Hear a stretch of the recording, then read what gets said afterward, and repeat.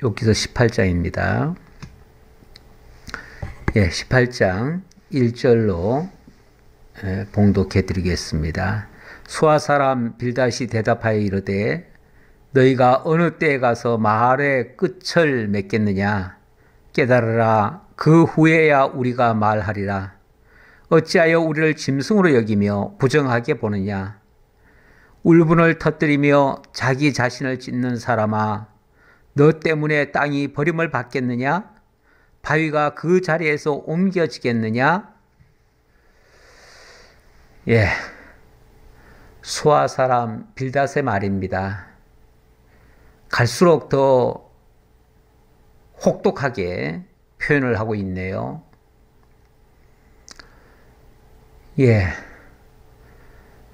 그 사람을 알려면 그 사람의 말을 들어보면 알 수 있다고 했습니다.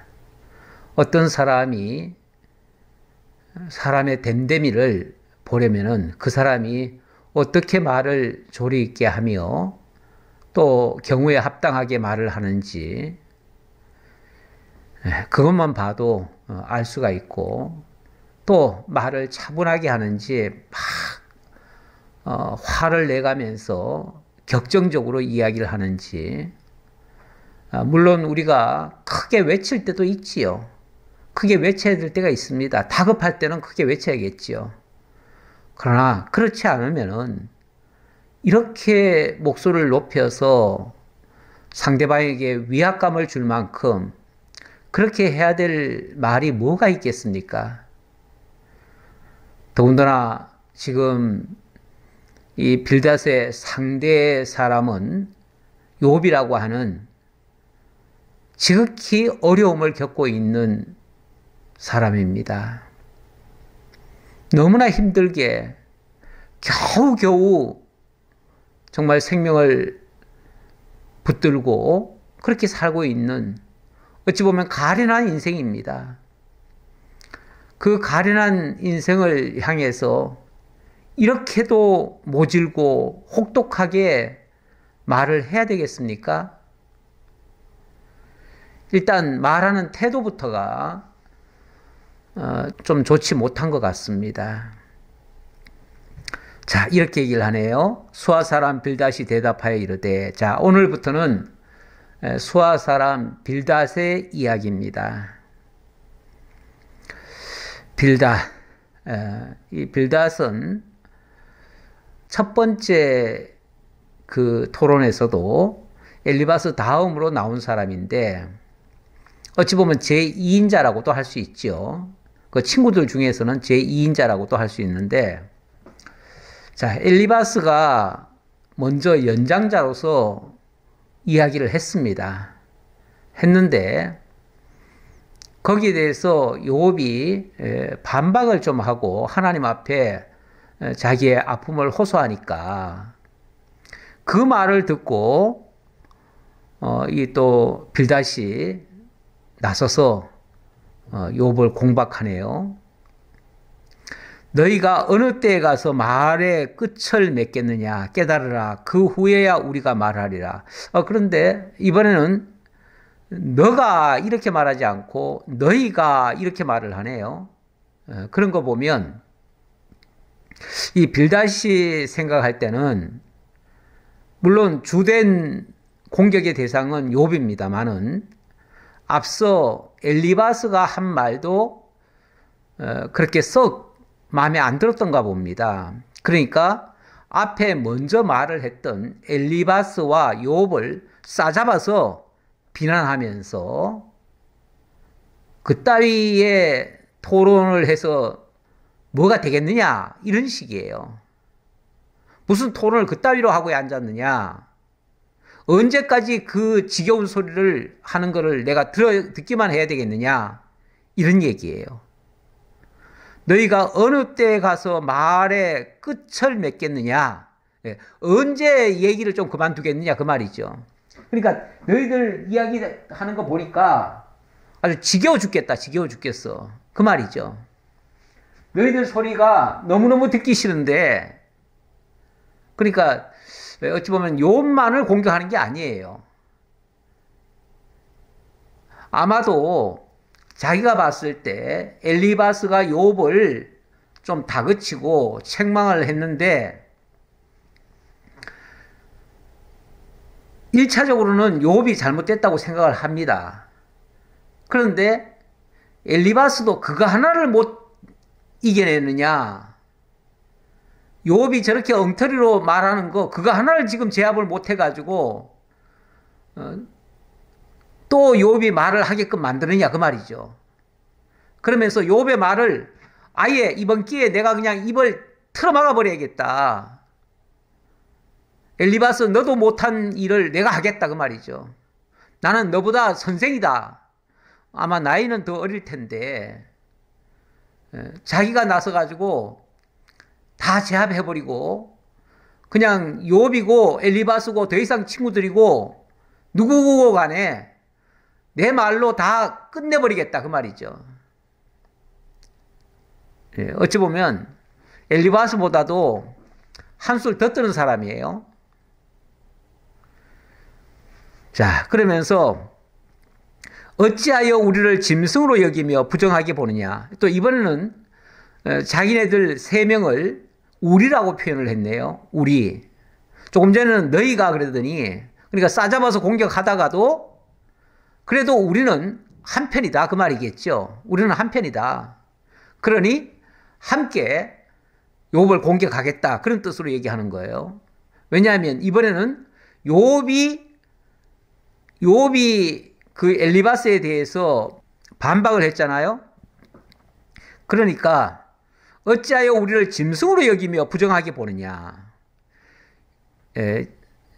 아마 욥이 지난번에 표현할 때 그런 표현을 한 적이 있긴 있어요. 약간 짐승에다가 비유를 한 적이 있어요. 뭐 짐승이라고 한 건 아닌데 아마 지난번에 한 것 같으네요. 지난번에 약간 그 정도의 말은 짐승도 알아들을 거다. 짐승도 알고 얘기할 거다. 뭐 그 정도로 얘기했던 것 같아요. 그러니까 아마 그걸 가지고 꼬투리를 잡고 지금 얘기하는 것 같습니다. 어찌하여 우리를 짐승으로 여기며 부정하게 보느냐. 욥이 뭐 그들을 가리켜서 짐승이라고 얘기한 거 아니에요. 이 정도 말은 누구도 다 알아듣는 말 아니냐 이런 식으로 얘기한 거예요. 그 정도 말은 짐승들도 알아들을 수 있는 말이다. 이렇게 이제 아마 빗대서 얘기한 것 같은데 그거를 우리를 짐승 취급을 해? 이렇게 지금 아마 발끈한 것 같아요. 그러면서 울분을 터뜨리며 자기 자신을 찢는 사람아. 울분을 터뜨리며 뭐 자기가 욥한테 하는 말이에요. 막 울분을 토하면서 자기 자신을 찢는 사람아. 막 자기를 가학적으로 막 자기를 탄식하면서 그렇게 하는 것으로 지금 보고 있는 거죠. 그러면서 너 때문에 땅이 버림을 받겠느냐? 바위가 그 자리에서 옮겨지겠느냐? 너 그따위로 해가지고 뭐 세상 하나 누구 하나 꿈쩍거리기나 할 것 같아? 그런 말이죠. 네가 그런 말 한다고 해가지고 무슨 뭐 산이 변하겠어? 땅이 변하겠어? 뭐가 변하겠어? 너의 말은 아무런 쓸모없는 말이라서 아무것도 안 변해. 너의 말에는 아무것도 안 움직여. 그 말이죠. 하나님께 호소해가지고 하나님께로부터 응답 듣기는커녕 땅도 안 움직여. 저 산도 안 움직여. 그 말이죠. 한마디로 너의 말은 쓸모없는 말이다. 그런 식으로 지금 완전히 평가절하하는 거죠. 그래서 이건 빌닷이 욥의 말을 굉장히 모욕적으로 들었다는 얘기예요. 참 우리가 가끔 무슨 얘기를 하다 보면 우리는 위에서 이야기를 해주는데 그 사람은 굉장히 불쾌하게 들어요. 그리고 그것을 모욕적으로 듣고 갑자기 발끈하는 경우가 있어요. 저도 몇 번 그런 경험을 했던 것 같아요. 정말 그 사람을 위해서 진솔하게 뭔가를 지금 설명을 해주려고 하는데 갑자기 화를 벌컥 내면서 막 그냥 자기를 공격한 것처럼 무슨 원수시 해가면서 대받아치면서 이렇게 막 나를 공격하는 그런 경우를 몇 번 경험했던 것 같아요. 아무리 생각해봐도 내가 한 말이 그렇게 안 좋은 말이었던가? 내가 그 사람을 해코지 하려고 했던 말인가? 그 사람을 무슨 상처를 줬던 말인가? 왜 상처를 받았지? 뭐 때문에 그렇지? 나중에도 제가 이해가 안 될 때가 종종 있어요. 근데 누구든지요, 무슨 말을 하면 그 말에 대해서 지금 무슨 뜻에서 그 말을 하는지 아니면, 왜냐하면 말이라고 하는 건요, 한두 마디에서 그 사람의 생각이 다 나오는 게 아니에요. 그 사람이 여러 말을 하잖아. 한 10마디를 하잖아요. 10마디를 하면 한두 마디는 나한테 안 맞을 수도 있지요. 걸릴 수도 있어요. 걸릴 수 있지만 그래도 7, 8마디가 맞는 말이고 옳은 말이면 그 한두 마디는 그 8마디가 좋았고 한두 마디가 나한테 슬쩍 걸리더라도 이걸 통해서 이거를 고치려고 하는가 보다. 그 정도로 생각하면은 괜찮잖아요. 그러면 긍정적으로 받을 수 있잖아요.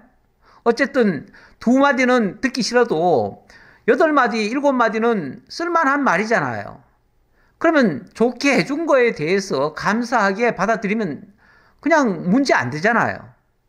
그런데 7, 8마디가 좋은 말이라도 그 말은 그냥 개의치 않고 그 말은 상관없이 한두 마디 걸리는 말, 그거 가지고 꼬투리를 잡아가지고 얘기를 해버리면 사실 무슨 얘기를 할 수 있겠어요?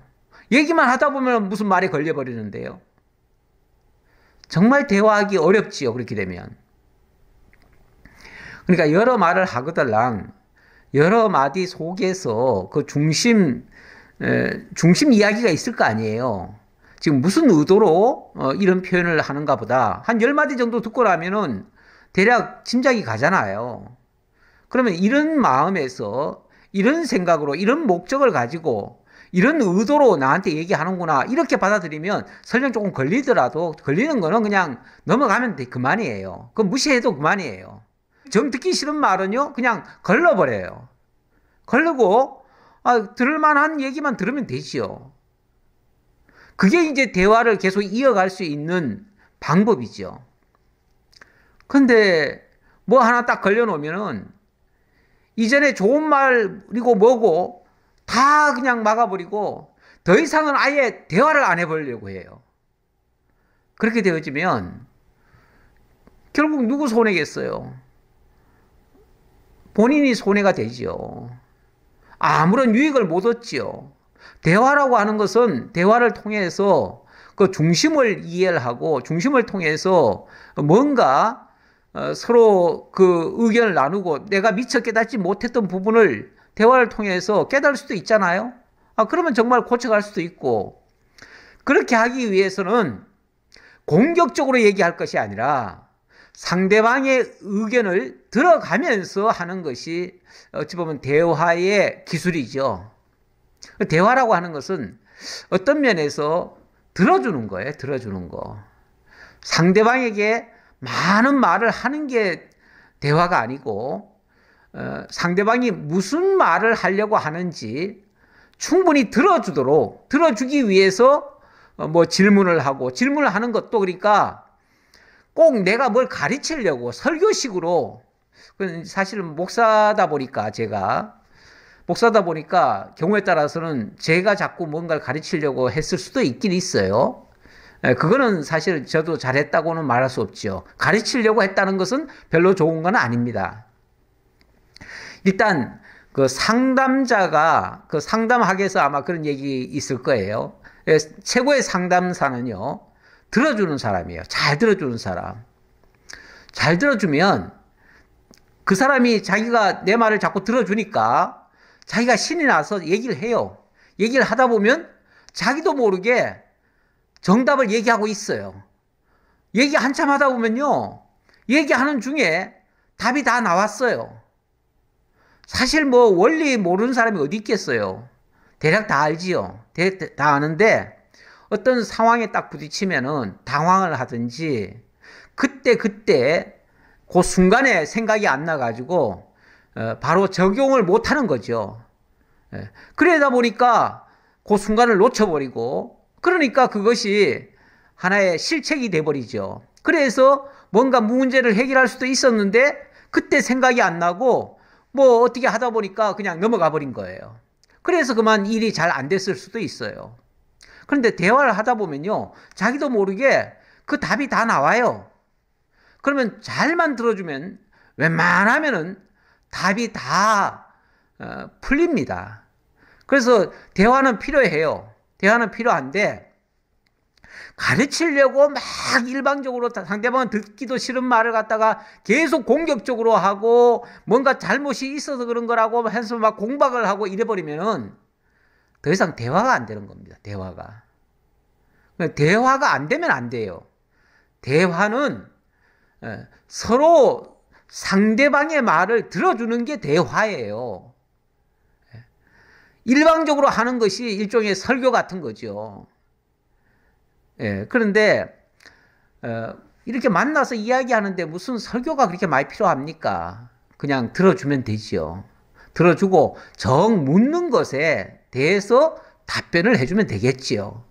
그 정도가 최고의 방법이라고 볼 수 있는데 지금 엘리바스도 그렇고 빌닷도 그렇고 빌닷은 엘리바스보다 한 수 위 같아요. 그러니까 남 앞에 서려고 하고 남을 가르치려고 하는데 한 수 위다 그 말이죠. 오죽하면은 엘리바스까지도 같이 책망하듯이 얘기하잖아요. 엘리바스 너 그런 식으로 얘기하니까 욥이 굴복을 안 하잖아. 그러면서 지금 공격한 거예요. 그래서 내가 저 입을 다물게 해주마 하고서 나와가지고 막 퍼부어대기 시작하는 거예요. 근데 퍼부어대면 그 말을 듣는 사람이 얼마나 억울하겠어요. 일방적으로 나를 막 공격을 하면 아니 내 뜻이 그게 아닌데 내 생각이 그게 아닌데 내가 말한 의도가 그게 아닌데 자꾸 나한테 나쁘다고만 자꾸 얘기를 하면 아니 내가 이제 더 이상 말 안 하려고 하는데 또 억울하게 자꾸 얘기를 하니까 어떻게 말을 안 하냐고요. 말을 또 하게 되지요. 그래서 자꾸 말이 길어지는 거예요. 사실 욥은요, 더 이상 대화할 힘도 없어요. 더 이상 따지고 싶지도 않아요. 그래서 제발 너희들 말 좀 그만하고 정말 내 얘기를 들어주든지 아니면은 조용히 좀 물러가 달라. 이 얘기를 하는 거 아니에요? 욥이 그 친구들한테 바라는 거는 그거예요. 그만 좀 얘기해 달라. 그리고 좀 가만히 있어 좀 줘라. 아니면은 내 얘기를 들어주든지 나를 위한다면은 내 얘기를 좀 들어주고 아니면은 좀 그냥 조용히 물러가 달라. 좀 가만 내버려 둬라. 그 얘기하는 거 아니에요? 그게 뭐 그렇게 그들을 공격한 것처럼 생각을 합니까? 그리고는 또 욥을 또 막 짓밟습니까? 이렇게 나오면요. 이거는 대화가 아니에요. 지금 제가 큰 제목에서는 빌닷과의 2차 토론 이렇게 얘기를 했는데 글쎄 이걸 토론이라고 제가 이걸 제목을 적다가 이렇게 쓰는 게 옳을까 저렇게 쓰는 게 옳을까 하다가 그냥 그대로 놔뒀는데 일단 뭐 토론의 형식을 갖추고는 있지요. 그러나 일방적인 주장이에요. 일방적인 주장인데 내가 봐서는 잘못된 주장이에요. 그래서 제가 18장의 제목을 빌닷의 잘못된 주장 이렇게 적었습니다. 자, 이렇게 욥이 공격을 하는데 어떻게 공격하는가? 5절에 보니까 욥을 가리켜서 아예 악인이라고 단정을 해버리네요. 단정을 하면서 악인은 벌을 받을 수밖에 없다. 쉽게 말하면 너 벌 받아라. 너 벌 받아야 돼. 너는. 이런 식으로 말을 하는데 이런 말은 충고도 아니고요. 이런 말은 일종의 저주에 가까워요. 그래서 5절부터 21절 이 끝까지 지금 이 빌닷의 주장은요, 거의 저주에 가까운 말이에요. 자, 뭐라고 얘기를 하는가? 그래서 제가 소제목을 또 거기다 덧붙였어요. 왜냐하면 여기 그러니까 전체가 다 악인은 벌을 받는다라고 하는 주장인데, 그 가운데서도 어떻게 벌을 받을 것인가를 좀 이렇게 나눠서 설명이 가능해요. 그래서 그 첫 번째는요, 악인의 빛은 꺼지고 장막은 어두워질 것이다, 이렇게 말하는 내용입니다. 악인의 빛은 꺼지고 그의 불꽃은 빛나지 않을 것이요, 그의 장막 안의 빛은 어두워지고 그 위의 등불은 꺼질 것이요. 자, 악인의 빛은 꺼진다. 지금 누굴 가리켜서 지금 악인이라고 얘기하는 겁니까? 욥을 두고 하는 말이죠. 욥을 두고. 지금 욥한테 하는 말이니까 욥을 가리켜서 아예 악인이라고 단정을 해버려요. 그러면서 너는 악인이기 때문에 너의 빛은 꺼질 거야. 그리고 그의 불꽃은 하는 말은 바로 너의 불꽃이에요. 너의 불꽃은 더 이상 빛나지 않을 거야. 사실 욥은 이 환란이 오기 전에 욥의 상태는요, 정말 동방에서 제일 가는 부자이기도 하고 또 사람들에게 존경을 받던 사람이었어요. 많은 사람에게 좋은 선한 영향력을 끼쳤던 사람이에요. 그의 삶이 그야말로 불꽃 같은 삶이었어요. 남을 위해서도 희생하고 봉사하고, 그래서 모든 사람들로부터 존경을 받던 사람이었어요. 그런데 그렇게 해서 남에게도 빛을 비추고 불꽃을 살라가면서 살던 사람인데, 이 사람을 지금 악인이라고 규정을 하면서 그 악인의 빛은 꺼질 것이다. 그리고 그의 불꽃은 빛나지 않을 것이다. 너 지금까지 했던 모든 것은 다 물거품처럼 될 것이다. 그런 얘기잖아요. 그리고 너의 장막 안에 빛은 어두워지고 그 위에 등불은 꺼질 것이다. 쉽게 말하면 남들에게 끼치던 선한 영향력도 이제 다 끝날 것이고, 그리고 너 집안에 미쳤던 모든 좋은 일도 이제는 다 사라질 것이다, 그 말이죠. 그래서 너의 장막 안이 어두워질 것이다. 예, 너네 집은 이제 폭삭 망한다, 그 소리예요, 한마디로. 자, 이런 말을 하니까 욥을 향해서 지금 하는 말이기 때문에 욥에 대한 저주죠. 일종의 저주 같은 거예요.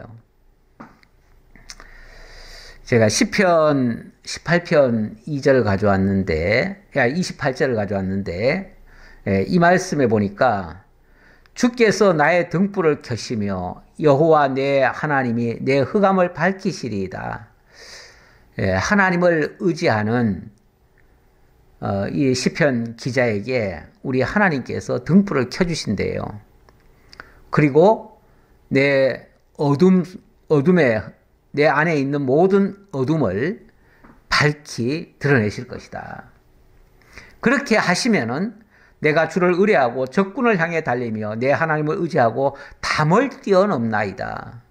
우리 하나님이 빛을 비춰주시고 그리고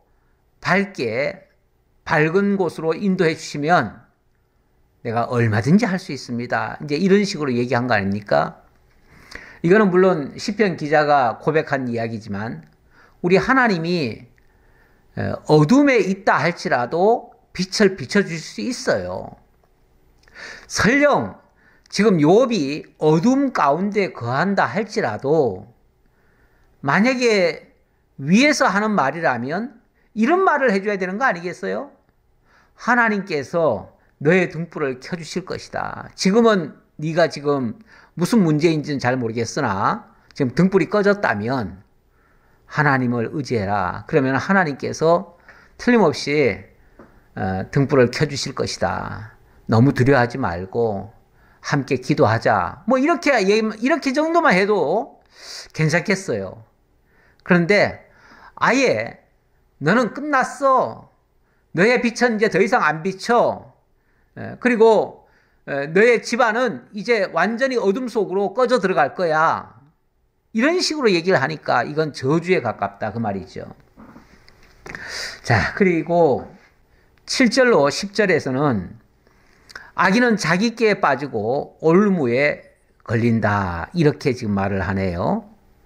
그의 활기찬 걸음이 피곤하여지고 그가 마련한 꾀에 스스로 빠질 것이니 이는 그의 발이 그물에 빠지고 올가미에 걸려들며 그의 발 뒤꿈치는 덫에 치이고 그의 몸은 올무에 얽힐 것이며. 자, 자꾸 그라고 얘기를 하는데 여기 그는 욥을 두고 한 말이에요. 예, 욥의 활기찬 걸음이 이제는 피곤해지고 욥이 마련했던 그 꾀에 스스로 빠질 것이다. 한마디로 네가 지금까지 장깨나 부리고 하나님 이용해가지고 부와 명예와 모든 것들을 누렸는데 이제 더 이상 그렇게 안 될 거다 그 말이죠. 우리 하나님이 너의 그 악행을 보고 다시는 너를 안 붙들어 줄 것이다. 그래서 너는 자기 깨에 자기 올가미에 이제 걸려들 것이다. 예, 그래서 욥은 이제 올무에 빠져서 그대로 망할 것이다 하는 말이에요. 그를 잡을 덫이 땅에 숨겨져 있고 그를 빠뜨릴 함정이 길목에 있으며, 계속해서 그 함정, 올무 이런 것들이 욥 앞에 기다리고 있다. 너 앞에 그런 것들이 놓여 있다. 너는 이제 움직이면 네 올무에 걸려. 네가 무슨 말을 하면 네 말에 걸려. 뭐 이런 식이죠. 예. 이런 말이 거의 뭐 저주지요. 뭐 저주와 같은 말이에요. 여기는 뭐 위하는 말이 아니에요. 아니 어떻게 이런 말을 할 수가 있나요? 자기 꾀에 자기 덫에 걸려가지고 결국은 망할 것이다. 함정에 빠질 것이다. 덫이 지금 땅에 숨겨져 있는데 네가 그런데 지금 걸려들 것이다. 이런 식으로 얘기하는 거 아니에요? 아니 왜 사람을 갖다가 악인으로 규정을 해놓고 그렇기 때문에 하나님께로부터 징벌을 받아서 자기 함정에 빠져들 것이다. 이렇게 단정을 합니까? 사실 남을 함부로 이렇게 정죄하는 거 굉장히 안 좋습니다. 우리는 어떠한 경우에도 남을 정죄하면 안 돼요. 남을 정죄한다는 것은 기본적으로 자기는 의롭다라고 하는 전제 하에서 남을 정죄합니다. 내가 만약에 죄인이라고 생각하면요, 남한테 절대 나쁜 놈이라는 얘기도 못 합니다. 왜요? 어떤 나쁜 사람을 봤다고 칩시다. 봤으면은 저 사람이 나쁜 놈이라는 것은 이제 객관적인 사실이긴 하겠죠. 그럴지라도 나는 그러면 더 나은가? 저 사람을 보면서 나는 저 사람보다 훨씬 더 의롭고 깨끗하고 저런 환경에서 나는 저런 것을 피할 수 있을까? 그거 생각해 보면요, 내가 만약에 그런 환경이면 나도 그렇게 될 수 있고요, 어쩌면 내가 더 할 수도 있어요. 그러면 그걸 보고 그 사람을 욕하기 전에 내가 그 모습을 보면서 경계를 삼아야 돼요. 아, 나에게 저런 모습을 보여주시다니 내가 하마터면 나도 저런 데 빠질 뻔했는데 하나님이 이걸 보여주심으로써 나로 하여금 깨닫게 하시는구나. 감사합니다. 내가 거기에 빠지지 않게 해주셔서 감사합니다. 아, 경우에 따라서는 나도 빠졌을 수도 있지요. 아이고, 저 사람 저렇게 하는 걸 보니까 나도 똑같은 사람인데 하면서 내 죄를 오히려 고발받는 걸로 삼으셔야 돼요. 우리는 기본적으로요, 남이 잘못되거나 남이 불행한 일을 하거나 남이 죄 아래 빠지면요, 그 사람을 욕하기 전에 아, 나도 저렇게 될 수 있었는데 하나님이 거기에 빠지지 않게 해주셔서 감사하다 하고 하나님 앞에 감사 돌리시고요, 혹시 또 겪어보면 저 얘기가 내 얘기인데? 나도 이미 빠졌는데 저기에? 그렇다면 얼른 회개하고 일어나야 돼요. 거기서. 빨리 벗어나야 돼요. 나도 하마터면은 저 사람처럼 망할 수가 있어요. 근데 망하기 직전에 나에게 그것을 깨우쳐 줄 수 있잖아요. 그러면 하나님이 나를 깨우쳐 준 것으로 알고 얼른 회개하고 돌이켜야 돼요. 어딥니까? 여리고성에 망대가 무너져가지고 13명인가 죽은 사건이 있었죠. 예수님 당시에. 그랬을 때 예수님의 제자들이 그렇게 질문했어요. 아이고, 오늘 저 사고 나서 13명이 저렇게 죽었는데 저 사람들은 도대체 얼마나 많은 죄를 지어가지고 저런 벌을 받았을까요? 자기들의 죄 때문일까요? 아니면 조상들의 죄 때문일까요? 이렇게 질문을 했어요. 그렇게 질문했을 때 왜 그런 질문을 하냐면 사람들은 누가 무슨 일을 당하면요, 무슨 잘못된 일이 되면 이거는 뭔가 잘못을 했기 때문에 하나님께로부터 저주를 받았다 이런 생각을 해요. 이게 일종의 인과율, 인과응보 사상 아닙니까? 징악상선의 원리 아닙니까? 쉽게 말하면 착한 일을 하면 하늘에서 상을 주고 좀 잘못한 일을 하면 하나님이 벌 주신다. 그게 징악상선이에요. 그런 사상을 가지고 있어요.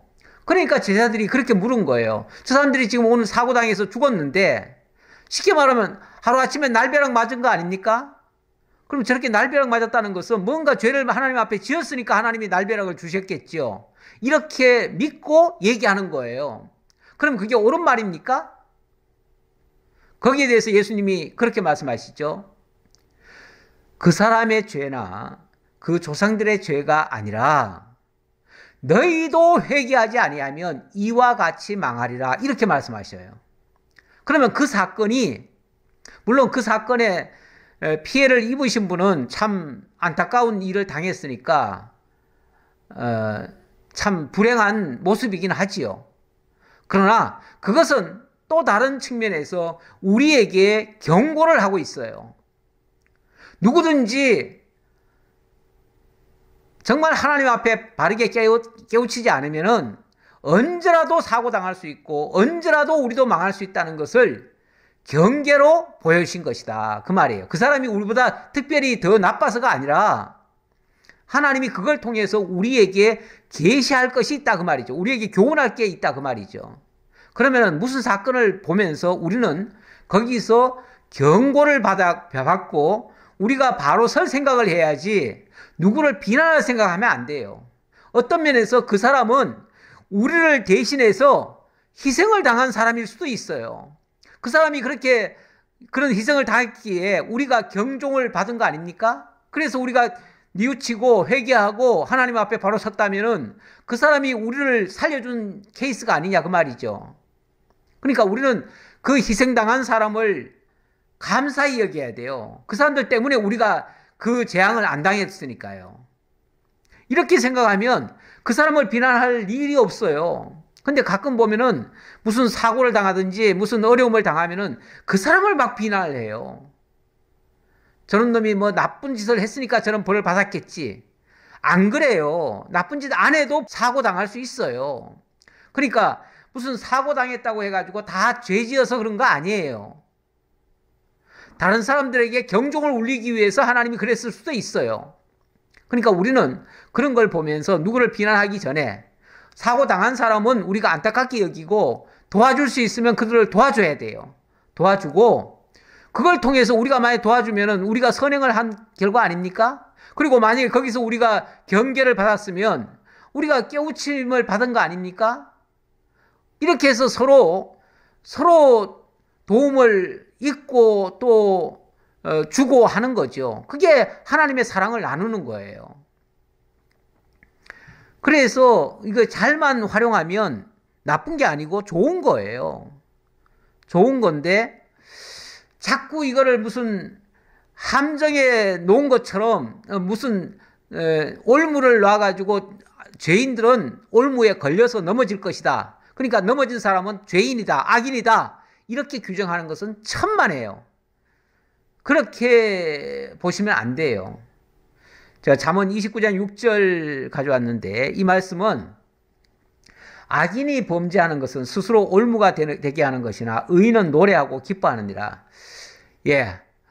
물론 악인들이 범죄하는 것은 자기가 스스로 자기 꾀에 빠져가지고 이렇게 하면 될 것이다. 그런 확신범으로서 그 짓을 한 거예요. 근데 그건 자기 올무에 빠진 거 맞아요. 악인이 그렇게 한 건 맞지만은 만약에 의인이 어떤 어려움에 당했다면은 그것 때문에 콧바뜨리고 낙심하고 절망할 것이 아니라 의인이 선을 행하다가 만약에 당하는 거라면 그거는 오히려 노래하고 기뻐할 일이에요.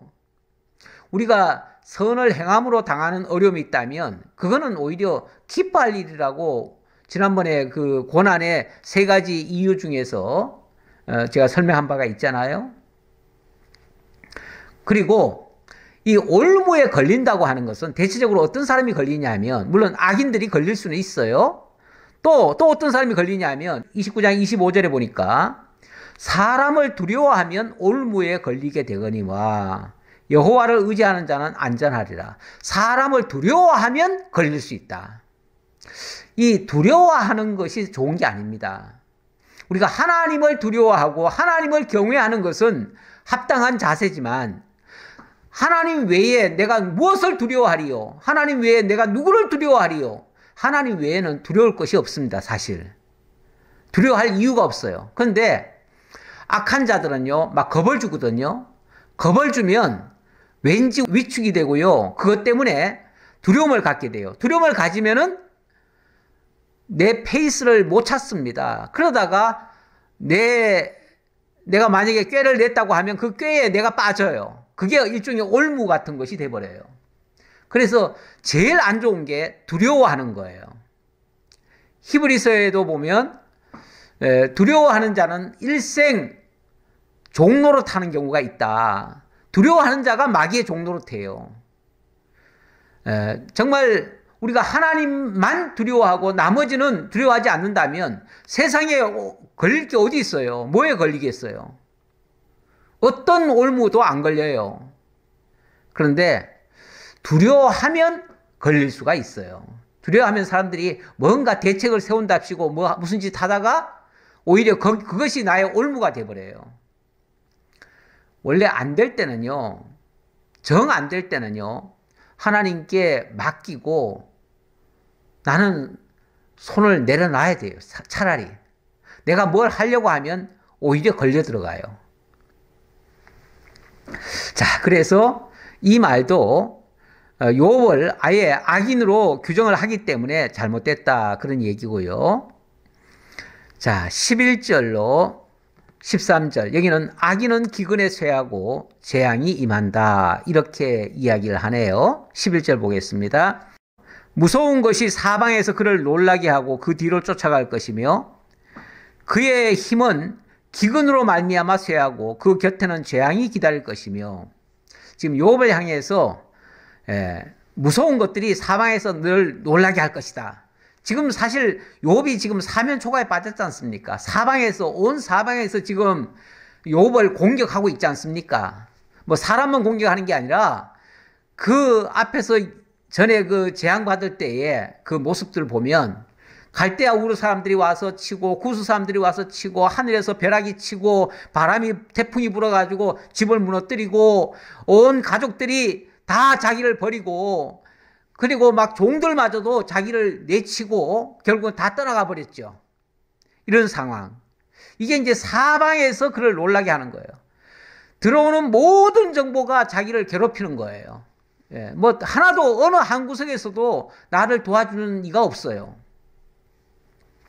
이게 이제 무서운 것이 사방에서 그를 놀라게 하는데 이게 바로 너의 악행 때문이다. 이렇게 얘기를 하는 거죠. 그의 힘은 기근으로 말미암아 쇠한다. 기근. 이제 사실 욥은 과거에는 굉장히 유력한 사람 아니었습니까? 굉장히 힘 있는 사람이었어요. 그런데 기근을 만나서 이제 더 이상 너는 그런 역할 못할 거다. 그런 얘기죠. 그리고 너 곁에는 항상 재앙이 기다리고 있을 것이다.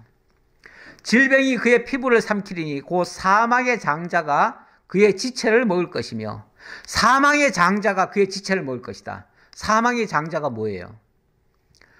사망의 우두머리. 사망의 우두머리가 사실은 마귀 아닙니까? 예.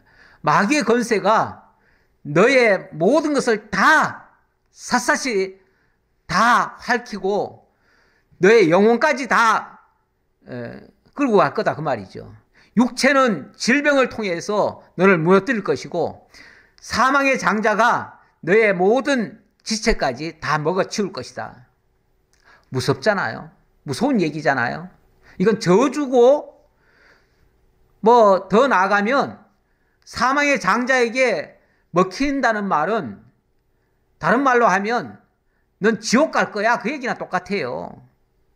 너 인생 끝이야. 너는 이제 지옥에 끌려갈 거야. 그래서 사망의 장자가 너를 이제 완전히 짓밟을 거야. 이런 식으로 얘기하는 거 아닙니까?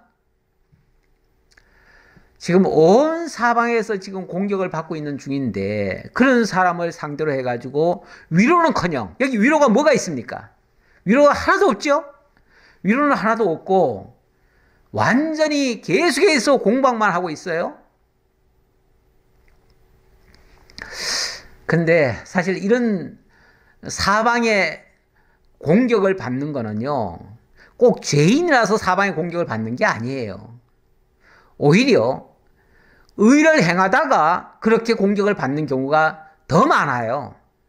의인이 이런 사방의 공격을 받지 악인들은요, 피해 나갈 구멍을 기가 막히게 피해 나가요. 그렇기 때문에 이런 사방의 에어싸움 같은 거는 오히려 악인들은 잘 안 당해요.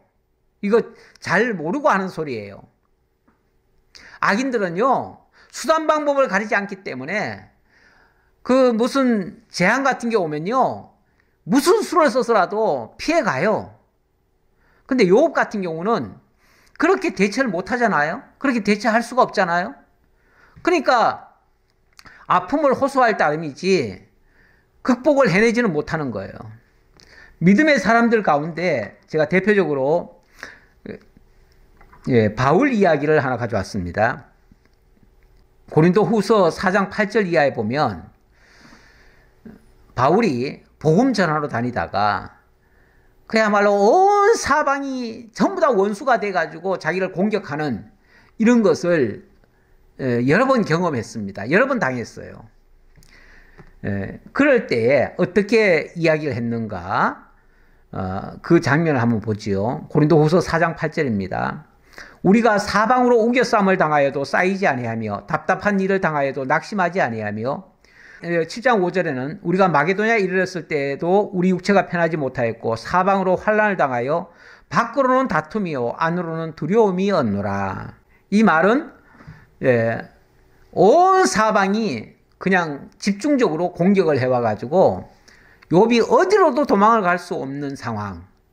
그런데 거기다 대고 아까 환난은 밖으로부터 왔는데 안으로는 또 두려움이 있었대요. 안으로 두려움이 있었다는 말은 자기 내적 두려움이라기보다도 성도들 간에, 그러니까 지금 바울이 지금 어려운 상황에 처하니까 성도들이 또 난리예요. 성도들이 막 두려워서 벌벌 떨고 있는 거예요.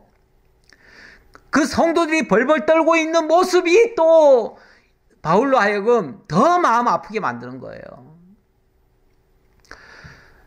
바울은요, 자기가 죽을까봐 두려워하지 않았습니다.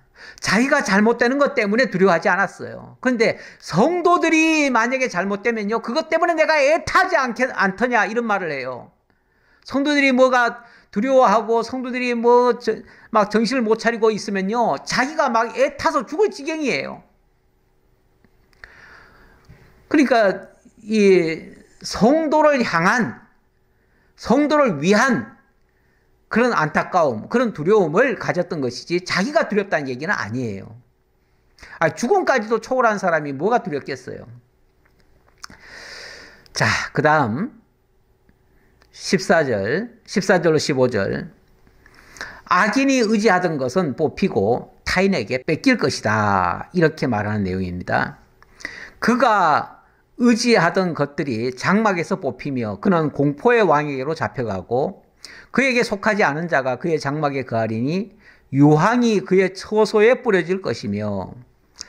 자, 쉽게 말하면 욥이 의지하던 것들은 장막에서 뽑히고 욥은 공포의 왕에게로 사로잡혀 갈 것이다. 공포의 왕이 뭡니까? 사탄이죠. 사탄의 권세에게 완전히 끌려갈 것이다. 그런 얘기죠. 쉽게 말하면 너의 모든 장막 안에 있던 모든 것들은 다 빼앗기고 너는 이제 저승사자를 따라서 쉽게 말하면 저 지옥에 들어갈 것이다. 그런 얘기예요. 아주 무섭게 얘기하는 거예요. 그렇게 되어지면 이제 너의 집은 이제 폐허가 될 것이고 거기는 너에게 속하지 않은 자가 너의 장막에 거하게 될 것이다. 그리고 그 처소는 유황이 뿌려질 것이다. 유황이 뿌려지면은 다시는 못 쓸 땅이 되어버리죠. 유황의 땅, 그 소돔 고모라의 성에 하늘에서 유황불이 내려가지고 완전히 그 소금밭이 되어버렸잖아요. 소금바다가 되어버렸잖아요. 그렇게 될 것이다. 거기는 정말 생명체라고는 살 수가 없는 곳, 그런 곳이 유황이 뿌려진 곳입니다. 쉽게 말하면 너의 집은 이제 유황이 뿌려져 가지고 도저히 회복 불능의 집이 될 것이다. 그런 얘기예요. 좋은 말입니까? 이거 완전히 망하라고 지금 소금 뿌리는 얘기죠. 자, 그 다음 마지막으로 16절로 21절. 악인은 명성과 후손도 없어지고 멸망할 것이다. 이렇게 얘기하네요. 16절 보겠습니다. 밑으로 그의 뿌리가 마르고 위로는 그의 가지가 시들 것이며 그의 기념함이 땅에서 사라지고 거리에서는 그의 이름이 전해지지 않을 것이며. 아예 지금까지 욥이 살아왔던 삶 속에서 물론 안 좋은 부분도 있었지만 그래도 좋은 시절이 많았잖아요. 그래서 욥은 처음에 그 재난을 당했을 때에 하나님을 향해서 원망을 하지 않았어요. 원망을 하지 않았던 이유가, 아니 하나님께서 지금까지 복을 주셨는데 아니 저주를 좀 받았다고 해서 그것 때문에 무슨 원망을 할 수 있겠느냐. 지금까지 받은 게 더 많은데, 예를 들어서 받은 게 99개고 지금 이제 저주받은 거는 마지막 한 개를 지금 저주받은 거예요. 그러면 99개는 지금 복으로 받았어요. 복 받은 게 훨씬 더 많고 저주받은 게 이제 한 가지인데, 아니 이 한 가지 때문에 99개 받은 거를 원망하겠어요? 그럴 수 없잖아요. 지금까지 받은 것만 해도 고맙고, 이 저주는 그냥 마지막으로 받기는 받았지만 이 저주 빼고 나면은 98개는 이득 아닙니까? 이득이잖아요. 지금까지 받은 것이 얼마나 큰 이득인데요. 그런데 밑으로 그의 뿌리가 마르고 위로는 그의 가지가 시들고 그의 기념함이 땅에서 사라지고 거리에서는 그의 이름이 전해지지 않을 것이고. 이 말은 뭐예요? 지금까지 쌓아 올린 모든 명성이 와르르 다 무너질 것이고 다 무효될 것이다. 그 말이잖아요. 다 물거품 될 것이다. 욥이 지금까지 살아온 모든 삶의 흔적도 샅샅이 다 사라질 것이다. 그는 광명으로부터 흑암으로 쫓겨 들어가며 세상에서 쫓겨날 것이며, 너 이런 식으로 계속 가면 넌 세상에서 영영이 쫓겨나. 세상에서 영영이 쫓겨나면 어디로 가요?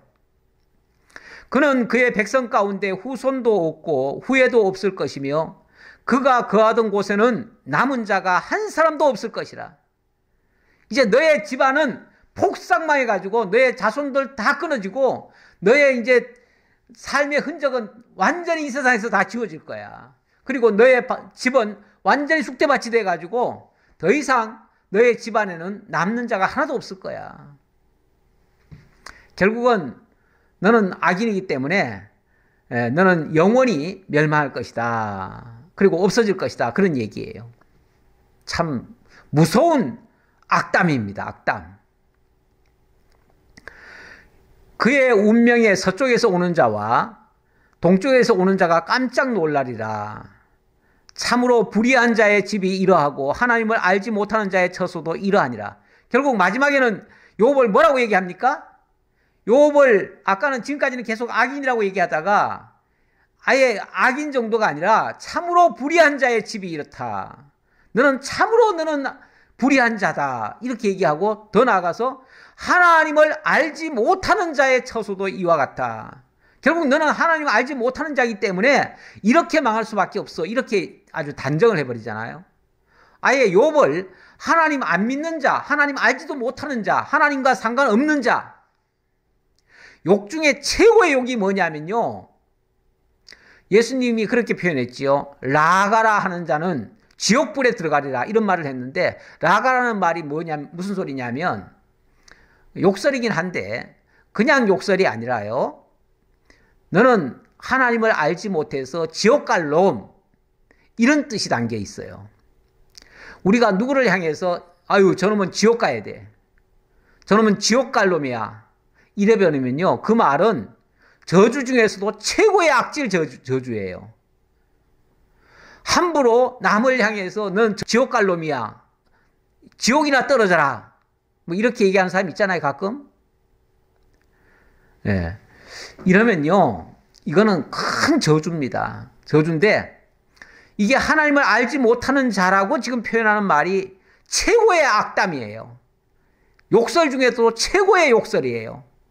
이렇게, 그런데 예수님의 표현에 의하면 이렇게 말하는 자가 지옥불에 들어가리라. 이렇게 얘기했어요.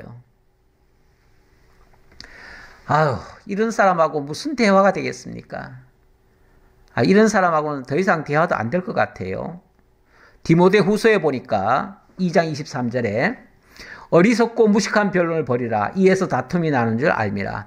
하나님을 전제하지 않고 하나님의 입장에서 대화하지 않으면요. 이렇게 쓸모없는 대화가 돼버려요. 정말 무식한 변론이 일어나요. 디도서 3장 9절에 보면 이 무식한 변론을 또 이렇게도 얘기하네요. 그러나 어리석은 변론과 족보 이야기와 분쟁과 율법에 대한 다툼은 피하라. 이것은 무익한 것이요 헛된 것이니라. 그래요. 뭐 자꾸 사람을 겨냥해서 정죄하고 너는 죄 지었으니까 넌 벌 받을 거야. 이런 게 다 율법 가지고 얘기하는 거 아니겠어요? 이런 것들이 어리석은 변론, 족보 이야기, 분쟁, 율법에 대한 다툼 이런 것들이에요. 이게 제일 어리석은 변론이에요.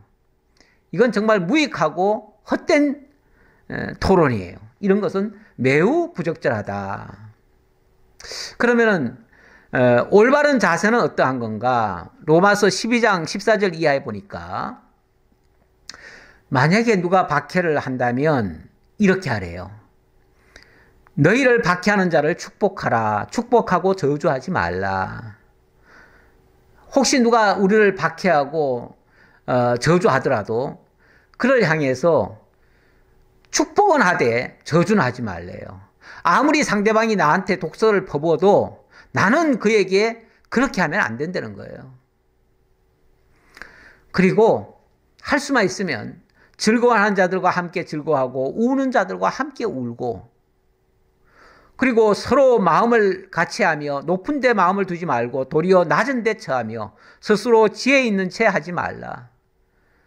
뭐 함부로 자꾸만 선생 노릇 하려고 가르치려고 덤비고 내가 선생인 것처럼 이렇게 하는 거 제일 안 좋은 겁니다. 제가 야고보서 3장 1절 하나 더 읽고 마칠게요. 형제들아 너희는 선생된 우리가 더 큰 심판을 받을 줄 알고 선생이 많이 되지 말라. 우리가 다 실수가 많으니 만일 말에 실수가 없는 자라면 곧 온전한 사람이라. 능히 온몸도 굴레 씌우리라. 우리가 이 말, 사실 말을 바르게 잘 한다는 것이 굉장히 중요합니다. 근데 말을 잘못하면요 남에게 선생 노릇 자꾸 하려고 덤벼요. 근데 예수님은 우리 보고 선생 되지 말래요. 이 말은 뭐 남 가르치려고 하듯이 그렇게 하지 말라 그 말이죠. 그리고 6절에 보니까 혀는 곧 불이요 불의의 세계라. 혀는 우리 지체 중에서 온몸을 더럽히고 삶의 수레바퀴를 불사르나니 그 사르는 것이 지옥불에서 나느니라. 이 입 속에서 나오는 말, 그 말이요 마치 지옥불 같은 거래요. 그래서 남을 정죄하고 저주하고 그래서 남을 지옥 보내려고 하는 이런 말들 굉장히 무익할 뿐만 아니라 정말 하나님 앞에서 어마어마하게 큰 죄가 되는 거예요. 사실 변론이라고 하는 것은 좋은 건 아닙니다. 쓸데없이 자꾸만 남을 가르치려고 덤비고 남을 굴복시키려고 억누르듯이 얘기하고 이런 것 되게 안 좋습니다. 로마서의 말씀처럼 아픔을 겪고 있는 사람이 있으면 옆에 가서 그 사람이 울고 있으면 함께 울어주고 그 사람이 기뻐하거들랑 같이 좀 기뻐해주고 그래서 그 사람과 마음을 같이 해주는 것 이게 최고의 상담이고 올바른 토론의 자세다. 이렇게 보여집니다. 기도하겠습니다. 감사합니다. 하나님. 저희가 참 부족함이 많습니다. 때때로 하나님을 아는 작은 지식 가지고 남을 가르치려고 한 적은 없었는지요. 남의 선생이 되고 남 위에서 짓밟듯이 남에게 행한 적은 없었는지요. 혹이라도 그런 것이 있었다면 저희들의 잘못된 태도이오니 오히려 낮은 자리로 내려가서 겸손히 그들의 이야기에 귀를 기울이고 그들이 아파하면 같이 아파해주고 그들이 기뻐할 때 같이 기뻐해주고 동고동락하는 그런 자세로 정말 위하는 마음으로 이야기를 많이 들어주는 저희가 될지언정 남 위에 군림하려는 듯이 하는 자세는 다 버릴 수 있도록 그리고 어떤 잘못된 것을 보고들랑 나를 경성하고 깨우치는 나를 경계하는 경계 재료로 삼을 수 있는 저희가 될지언정 남을 가르치려고 덤비는 그런 실수를 하지 않도록 늘 지켜주시옵소서. 함께해 주심을 감사드렸고 예수님 이름으로 기도하옵나이다. 아멘.